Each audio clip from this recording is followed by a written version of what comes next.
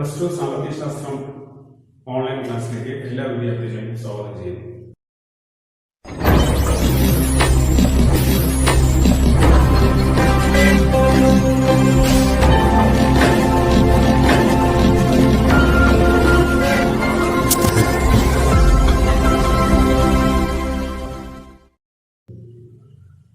Second year എക്കണോമിക്സിൽ കഴിഞ്ഞ വീഡിയോയിൽ നമ്മൾ കണ്ടതുപോലെ രണ്ട് ടെക്സ്റ്റ് ബുക്കാണ് പഠിക്കാനുള്ളത്. Micro economics, macro economics. അതിൽ മൈക്രോ എക്കണോമിക്സ് സൂക്ഷ്മ സാമ്പത്തിക ശാസ്ത്രത്തിലെ ഒന്നാമത്തെ ചാപ്റ്ററായ ഇൻട്രൊഡക്ടറി മൈക്രോ എക്കണോമിക്സ് ആണ് ഇന്ന് നമ്മൾ ഇവിടെ നോക്കുന്നത്. നിങ്ങൾക്കറിയാം, എക്കണോമിക്സിന്റെ ഫാദറാണ് ആഡം സ്മിത്ത്.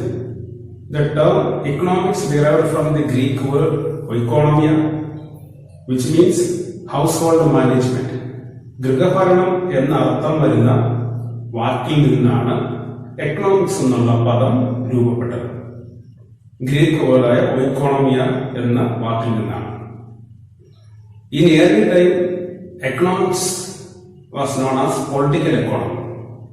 പൊളിറ്റിക്കൽ എക്കോണമി എന്നാണ് അറിയപ്പെട്ടിരുന്നത്. എന്നാൽ വിഖ്യാതനായ സാമ്പത്തിക ശാസ്ത്രജ്ഞൻ ആൽഫ്രഡ് മാർഷലാണ് പൊളിറ്റിക്കൽ എക്കോണമി എന്ന വാക്കിന് പകരം എക്കണോമിക്സ് എന്നുള്ള പദം ആദ്യമായി ഉപയോഗിച്ചത്. എക്കണോമിക്സിന്റെ ഫാദറായ ആഡം സ്മിത്ത് 1776 അദ്ദേഹത്തിന്റെ ഒരു മാസ്റ്റർ പീസ് പബ്ലിഷ് ചെയ്തിരുന്നു, and enquiry into the nature and causes of wealth of nation. ഈ വർക്ക് വഴിയാണ് എക്കണോമിക്സ് ഒരു പൂർണ്ണ സബ്ജക്റ്റായി മാറിയത്. എന്നാൽ അതിനുശേഷം ആൽഫ്രഡ് മാർഷൽ അല്ലെങ്കിൽ David Ricardo, JS Mill, JM Keynes, PA Samuelson, ഇങ്ങനെ പ്രഗത്ഭരായ ഒരുപാട് എഴുത്തുകാരുടെ റൈറ്റിംഗ്സ് എക്കണോമിക്സിന്റെ വളർച്ചയ്ക്ക് വളരെയധികം സഹായം നൽകുകയുണ്ടായി. എക്കണോമിക്സിന് ഒരുപാട് ഡെഫിനിഷൻസ് നിലവിലുണ്ട്. അതില് എക്കണോമിക്സിന്റെ ഫാദറായ ആഡം സ്മിത്ത് തന്നെ പറയുന്നുണ്ട്, economics is a study of science of wealth. Study of science of wealth, സമ്പത്തിനെ കുറിച്ച് പഠിക്കുന്ന ശാസ്ത്രശാഖയാണ് എക്കണോമിക്സ് എന്ന് അദ്ദേഹം പറയുന്നുണ്ട്. അദ്ദേഹത്തിന്റെ വർക്കായ an enquiry in the nature and causes of wealth of nation 1776 publish ചെയ്ത. അതുപോലെ തന്നെ ആൽഫ്രഡ് മാർഷൽ 1890 അദ്ദേഹത്തിന്റെ പ്രിൻസിപ്പിൾസ് ഓഫ് എക്കണോമിക്സിൽ പറയുന്നുണ്ട്, എക്കണോമിക്സിൽ നമ്മൾ പഠിക്കുന്നത് വെൽഫെയറിനെ കുറിച്ചാണ്. അപ്പൊ വെൽഫെയറുമായിട്ട് ബന്ധപ്പെട്ട് വലിയൊരു ഡെഫിനിഷനും അദ്ദേഹം ഡെവലപ്പ് ചെയ്തിട്ടുണ്ട്. അതുപോലെ തന്നെ 1932 Lionel Robbins an essay on nature and the significance of economics എന്നുള്ള ബുക്കിൽ എക്കണോമിക്സിനെ കുറിച്ച് നല്ലൊരു ഡെഫിനിഷൻ പറയുന്നുണ്ട്. അത് കഴിഞ്ഞ് PA സാമുവൽസൺ അദ്ദേഹത്തിന്റെ എക്കണോമിക്സ് എന്നുള്ള വർക്ക്, അതില് ഒരു ഡെഫിനിഷൻ എക്കണോമിക്സിനെ കുറിച്ച് പറയുന്നുണ്ട്. അതിന് ലോകത്ത് അറിയപ്പെടുന്നത് ഗ്രോത്ത് ഓറിയന്റഡ് എന്നുള്ള ഒരു അപ്രോച്ചിലാണ്. അപ്പോൾ ചുരുക്കി പറഞ്ഞാൽ പ്രഗത്ഭരായ ഒരുപാട് എക്കോണമിസ്റ്റുകൾ എക്കണോമിക്സിന്റെ നിർവചനങ്ങൾ കൊണ്ടുവന്നിട്ടുണ്ട്. അത് പറഞ്ഞ കാര്യങ്ങൾ ഓർമ്മിച്ചു വയ്ക്കുക. ആഡം സ്മിത്തിന്റെ an enquiry into the nature and causes of wealth of നേഷനിൽ 1776 അദ്ദേഹം പറഞ്ഞത് എക്കണോമിക്സ് എന്ന് പറഞ്ഞാൽ is a science of study of wealth. അത് കഴിഞ്ഞ് Alfred Marshall principles of economics എന്നുള്ള വർക്കിൽ പബ്ലിഷ് ചെയ്തത് 1890 എക്കണോമിക്സിൽ വെൽഫെയറിനെ കുറിച്ചാണ് പഠിക്കുന്നത് പറഞ്ഞു. അതുപോലെ തന്നെ 1932 an essay on nature and significance of economics എന്നുള്ള പുസ്തകം വഴി ലയണൽ റോബിൻസ് പറഞ്ഞത് എക്കണോമിക്സിൽ നമ്മൾ പഠിക്കുന്നത് സ്കേഴ്സിറ്റിയെ കുറിച്ചാണ്, റിസോഴ്സസിന്റെ ദൗർലഭ്യങ്ങളും അതിന്റെ ബുദ്ധിപൂർവമായ ചോയ്സിനെ കുറിച്ചുമാണ് വിശദമായി പറയുന്നത്. അതുപോലെ തന്നെ PA സാമുവൽസൺ ഗ്രോത്ത് ഡെഫിനിഷൻ അദ്ദേഹത്തിന്റെ ഇക്കണോമിക്സ് എന്നുള്ള കൃതിയിൽ എക്കണോമിക്സിന്റെ ഡെഫിനിഷൻ പ്രതിപാദിക്കുന്നത്. അപ്പോൾ ഇങ്ങനെ ഒരുപാട് ഡെഫിനിഷൻസ് ഉണ്ടെങ്കിലും വേൾഡ് വൈഡ് ആയിട്ട് അംഗീകരിക്കപ്പെട്ട ഡെഫിനിഷനാണ് ലയണൽ റോബിൻസിന്റെ. ലയണൽ റോബിൻസ് പറഞ്ഞ ഡെഫിനിഷനാണ് economics is a science, it studies human behaviour as a relationship between ends and scarce means which have alternative uses. Economics is a science, it studies human behavior. മനുഷ്യന്റെ സ്വഭാവമാണ് നമ്മൾ എക്കണോമിക്സിൽ പഠിക്കുന്നത്. As A relationship between ends and scarce means. ends എന്ന് പറഞ്ഞാൽ ലക്ഷ്യമാണ്. scarce means resources എല്ലാം scarce ആണ്. അപ്പോൾ ലിമിറ്റഡ് ആയിട്ടുള്ള റിസോഴ്സസ് ഉപയോഗിച്ചുകൊണ്ട് അൺലിമിറ്റഡ് ആയിട്ടുള്ള ഹ്യൂമൻ വാൻസുകളെ ഓൾട്ടർനേറ്റീവ് ആയിട്ട് എങ്ങനെ സാറ്റിസ്ഫൈ ചെയ്തെടുക്കാം എന്നുള്ളതാണ് ഈ ഡെഫിനിഷൻ വഴി അദ്ദേഹം പറയുന്നത്.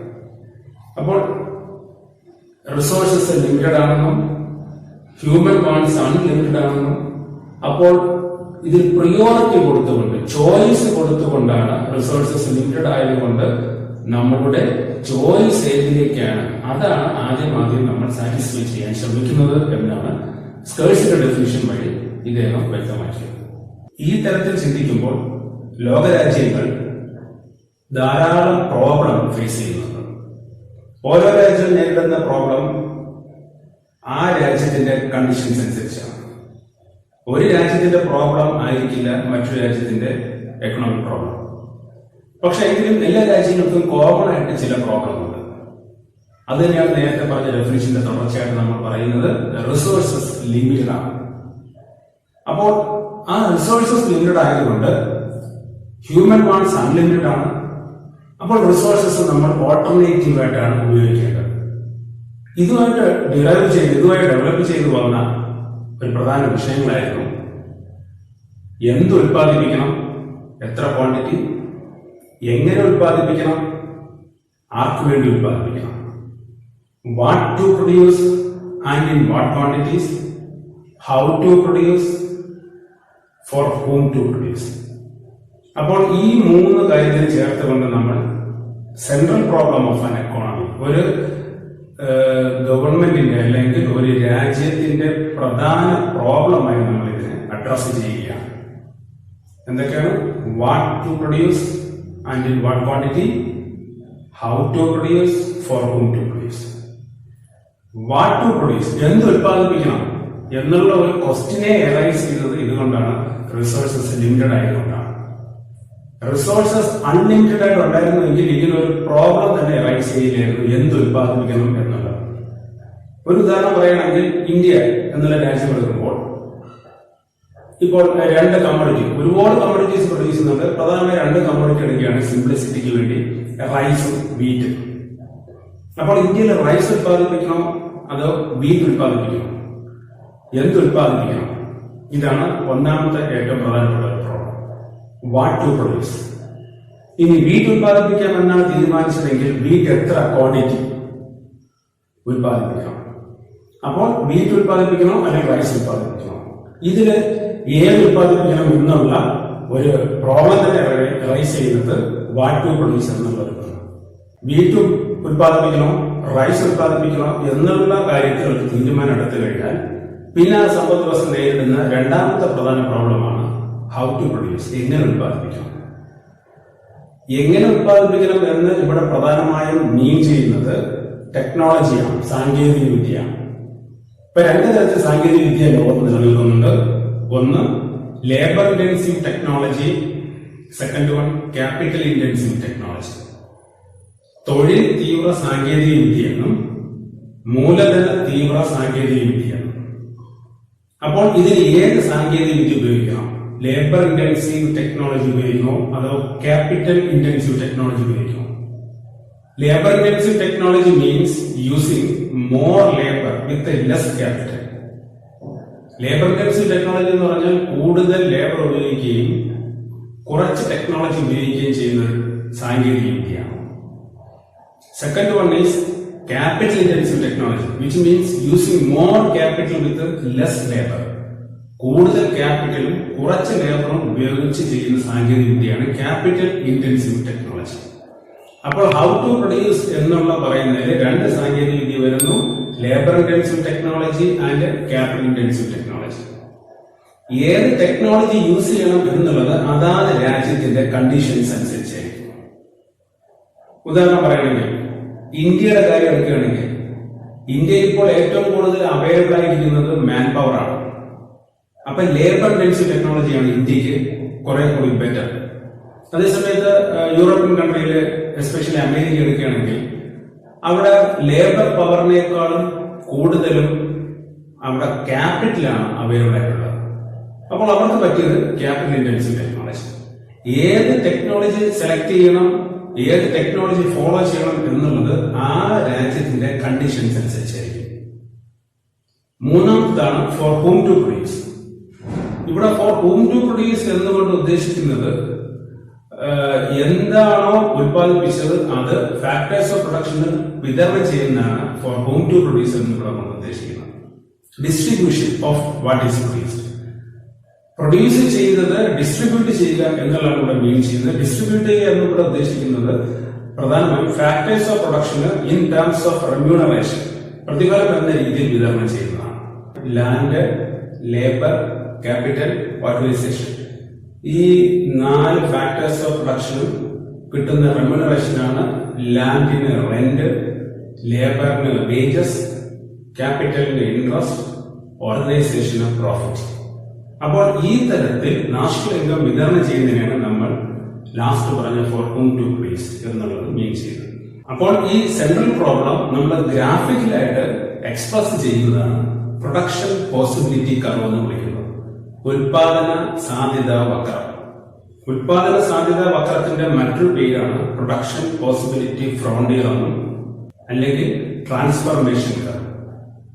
അപ്പോൾ പ്രൊഡക്ഷൻ പോസിബിലിറ്റി കർവ് എന്ന് മീൻ ചെയ്ത് ഇതാണ് സെൻട്രൽ പ്രോബ്ലമായ what to produce, in what quantity, how to produce, for whom to produce. ഇത് ഗ്രാഫിക്കലായിട്ട് എക്സ്പ്ലെയിൻ ചെയ്യാൻ വേണ്ടിയാണ് പ്രൊഡക്ഷൻ പോസിബിലിറ്റി കർവ് ഉപയോഗിക്കുന്നത്. പ്രൊഡക്ഷൻ പോസിബിലിറ്റി കർവിന്റെ ഷേപ്പ് എന്ന് പറഞ്ഞാൽ കോൺകേവ് ഷേപ്പാണ്. കോൺകേവ് ആണ്, താഴോട്ട് വക്രം താഴോട്ട് വളഞ്ഞു വരുന്നതാണ് കോൺകേവ് ഷേപ്പ് എന്ന് നമ്മളിവിടെ മീൻ ചെയ്യുന്നു. അപ്പോൾ ഉൽപാദന സാധ്യത വക്രം എന്ന് പറയുന്നത് കോൺകേവ് ഷേപ്പാണ്. ഉൽപാദന സാധ്യത വക്രത്തിന് ഒരു ഡെഫിനിഷൻ ഉണ്ട്. ഡെഫിനിഷൻ ഇതാണ്: it is the locus of point of combination of two goods which an economy produce with the available resources and given technology.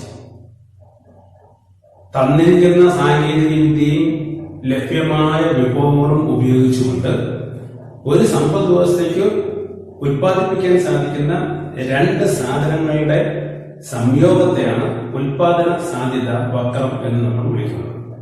ഇപ്പൊ പറയുന്നത് ഒന്നുകൂടി ശ്രദ്ധിക്കുക. നിലവിലുള്ള സാങ്കേതിക വിദ്യയും ലഭ്യമായ വിഭവങ്ങളും ഉപയോഗിച്ചുകൊണ്ട് ഒരു സമ്പദ് വ്യവസ്ഥയ്ക്ക് ഉൽപ്പാദിപ്പിക്കാൻ സാധിക്കുന്ന രണ്ട് സാധനങ്ങൾ, നമ്മൾ നേരത്തെ പറഞ്ഞു വീറ്റ്, റൈസ്, രണ്ട് സാധനങ്ങളുടെ സംയോഗത്തെയാണ് ഉൽപാദന സാധ്യത വക്രം എന്ന് വിളിക്കുന്നത്. ഉൽപാദന സാധ്യത വക്രത്തിന്റെ ഷേപ്പ് കോൺകേവ് ആണ്. ഇവിടെ നമ്മൾ മനസ്സിലാക്കേണ്ട ഒരു പ്രധാനപ്പെട്ട ഒരു കാര്യം, റിസോഴ്സസ് ലിമിറ്റഡ് ആണെന്ന് നേരത്തെ പറഞ്ഞു കഴിഞ്ഞു. ഇപ്പൊ റിസോഴ്സസ് ലിമിറ്റഡ് ആയതുകൊണ്ട് ഏതെങ്കിലും ഒരു ഉൽപ്പന്നം ഉൽപാദനം വർദ്ധിപ്പിക്കാൻ ഒരു രാജ്യം ശ്രമിക്കുകയാണെങ്കിൽ തൊട്ടടുത്ത ഉൽപ്പന്നത്തിന്റെ ഉൽപാദനം കുറയ്ക്കേണ്ടി വരും. If the economy wish to produce more of the one commodity, the economy must reduce the production of another commodity. ഒരു സാധനം കൂടുതൽ ഉൽപ്പാദിപ്പിക്കണം എന്ന് എക്കോണമി ചിന്തിക്കുകയാണെങ്കിൽ തൊട്ടടുത്ത സാധനത്തിന്റെ ഉൽപാദനം റെഡ്യൂസ് ചെയ്തേ പറ്റൂ. റെഡ്യൂസ് ചെയ്തിട്ട് അതിൽ നിന്നുള്ള റിസോഴ്സസ് ഉൽപാദനം വർദ്ധിപ്പിക്കുന്നതിൽ ഏതാണ് ആവശ്യം അങ്ങോട്ട് ഡൈവേർട്ട് ചെയ്യണം. കാരണം റിസോഴ്സസ് ലിമിറ്റഡ് ആയതുകൊണ്ട്. ഇങ്ങനെ ഉള്ള കാര്യങ്ങൾ എക്സ്പ്രസ് ചെയ്യുന്നത് കൊണ്ടാണ് പ്രൊഡക്ഷൻ പോസിബിലിറ്റി കർവ് എന്ന് പറയുന്നത് താഴോട്ട് കമിഴ്ന്നിരിക്കുന്ന ഒരു അവസ്ഥയിലോട്ട് വരുന്നത്. ഇതാണ് കോൺകേവ് ഷേപ്പ്. ഇവിടെ മനസ്സിലാക്കേണ്ട മറ്റൊരു ആശയമാണ് മാർജിനൽ ഓപ്പർച്യൂണിറ്റി കോസ്റ്റ്, സീമാന്ത അവസരാത്മക ചിലവ്.